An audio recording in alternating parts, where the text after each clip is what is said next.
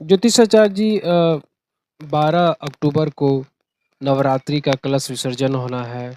उसी दिन माता दुर्गा की प्रतिमा का भी विसर्जन होना है और नवरात्रि का समापन की तिथि 12 अक्टूबर यानी 10वीं तिथि को है।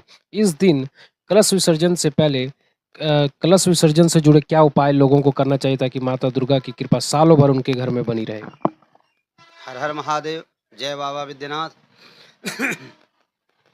शारदीय नवरात्र का जो है, जहाँ कलश स्थापन हुआ हो, घट स्थापन हुआ हो, उस कलश स्थापन में हल्दी, जल, सिक्के, सुपारी, पंचरत्न, सर्वौषधि इत्यादि देकर के कलश स्थापित किया जाता है और 9 दिन तक उसी कलश में माँ दुर्गा का पूजन षोडशोपचार से विधि विधान से किया जाता है।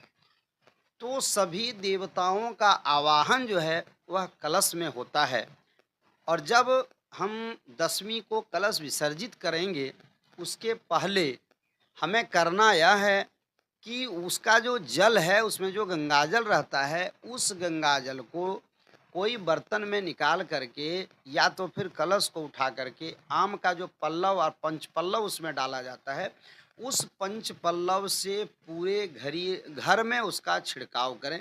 जितना आपका रूम है, सब रूमों में हर जगह गोदरेज, अलमारी, फ्रिज इत्यादि जिसमें है, जितना आपका घर का सामान है, सब में थोड़ा-थोड़ा जल का छिड़काव करें।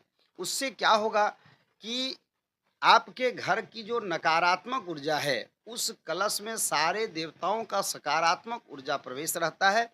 इसलिए उस जल को पूरे घर में छिड़काव करने के बाद ही यदि कुछ जल का अंश आप कोई बर्तन में थोड़ा-सा शीशी या डब्बा में उसको बंद करके आप अपने घर में रखते हैं, तो निश्चित रूप से आपके घर में जितनी भी नकारात्मक ऊर्जा है, वह सब उसके प्रभाव से समाप्त हो जाएगा। इसके बाद कलश के जल को आप जल में समाधि करा दें, जल में विसर्जित कर दें। यही कलश का मूल नियम है कलश स्थापन का। तो उस जल को थोड़ा-सा रख कर के आप जल में विसर्जित